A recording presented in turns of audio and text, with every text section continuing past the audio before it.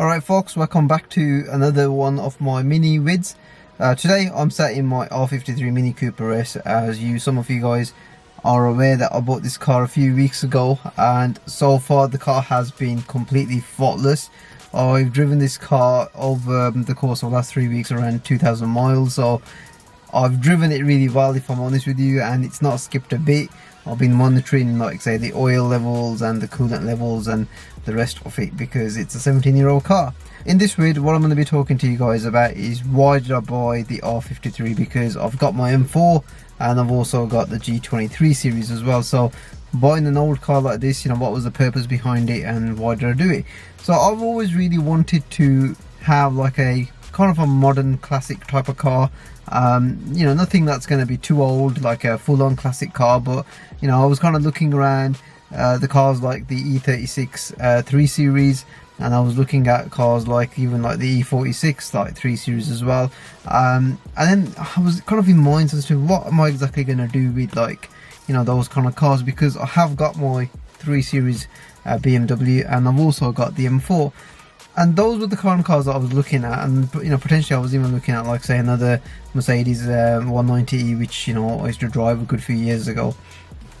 And when I started talking to a few friends of mine, around these kind of cars and what I'm planning on doing, it all became a little bit about, well, what are you going to do with it? Are you going to restore them, or are you going to drive them on like nice days, somewhere on like a long drive?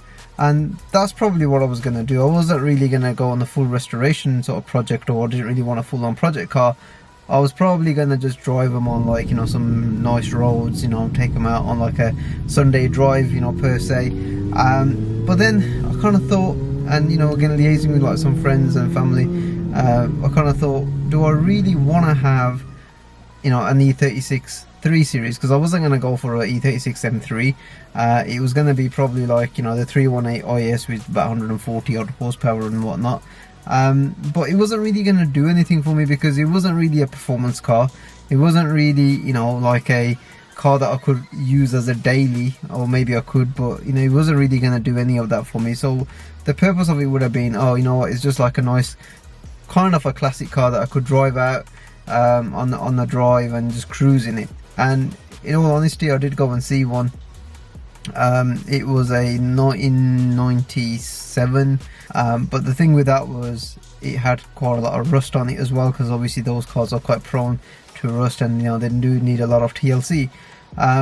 So yeah, I kind of scrapped the idea. And when I started talking to like a friend of mine, he was like, why don't you get something that is totally different to the current cars that you're driving?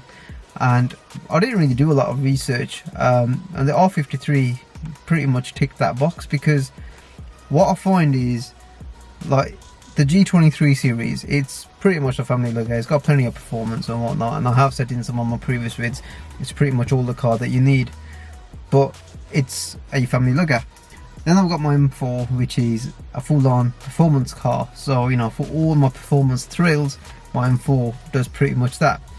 What the Mini does, and this is probably why I've spent so long driving this as a daily, the Mini is actually a full-on go-kart. Like many R53 and R50 owners already know, this chassis is set up for just taking the corners, throwing it around bends. By no means, it's not a fast car. The 0 to 60 times, the BHP figures, we can talk about them all day long.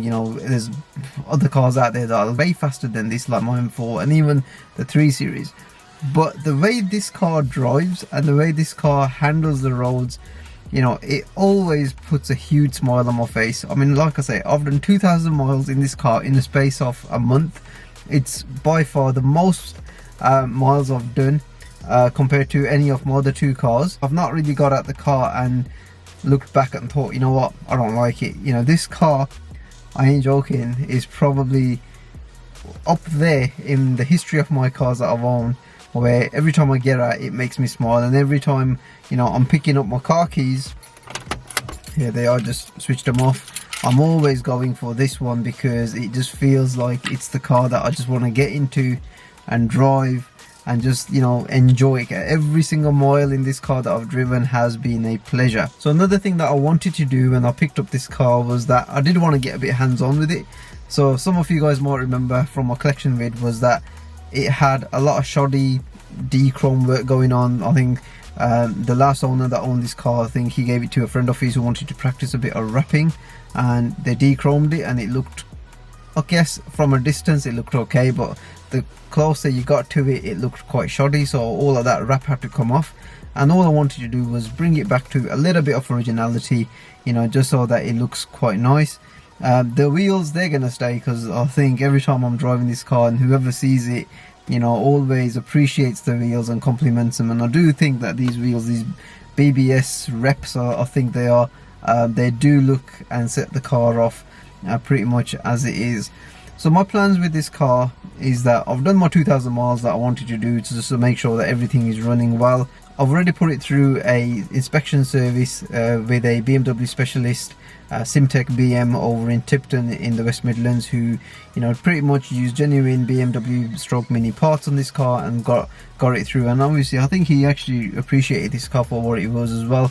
So James, if you're watching this video, you know, thanks for all your effort and your time to get this car, you know, serviced and whatnot. So it's, you know, and it's been driving absolutely fine since that inspection to service. So my plans now with this car is that I'm not really going to use it anymore as a daily. I'm going to probably switch between this and the M4 as and when. So my M4 is right here. I'm going to jump into that car now, because that's been parked up for about best part of like the whole of August, and I'm going to start driving that back as a daily. And then as and when, you know, I feel like I want to get into the Mini, I'll just take the cover off it and start driving it. And talking of the covers, it's right back there, which I picked up earlier today. So I'm not gonna store this car, because I don't really think that it's a full-on collector's car right now.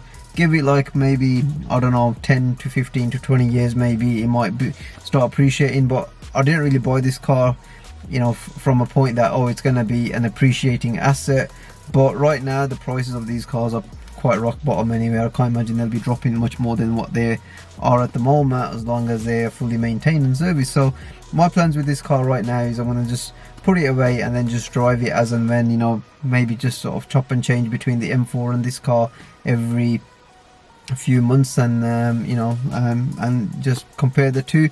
I know I did go out in my M4 the other day, and that car just felt completely rapid compared to this. And I've always kind of said that the M4 is a little bit uncomfortable, but trust me, when I get into the M4, this, you know, the M4 feels like a limo luxury in terms of ride quality compared to this, because this is like obviously quite crashy, and you know, you feel every single part of the road and what the tires and the wheels are doing, and you know, all that feedback right to your palms through this steering wheel.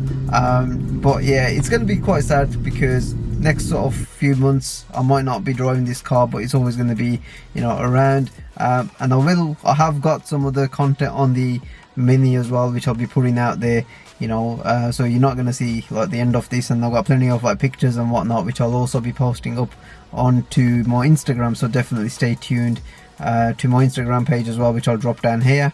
And you know, if you want to see what's going on with the Mini, I might be posting some stories and whatnot on my Instagram page, so yeah, definitely check that out. So yeah, in this vid, that's pretty much what I wanted to cover in terms of why I bought the Mini, what my plans were, what's going to be happening with this car going forwards. I don't know, guys, you know, like I'm kind of thinking, I'm in two minds. Do I keep this car original, or in the future, in the not too distant future, do I strip it out for, you know, and you know, stick some buckets in here and turn it into a race car for the track? So I don't know, because some of you guys have done that, so it'd be quite nice to see like your views on that, whether I should do that or not. But yeah, you know, that's something that's out there, because I could just keep restoring this to its original, you know, form of glory, or totally do a build on it, you know, go completely race car.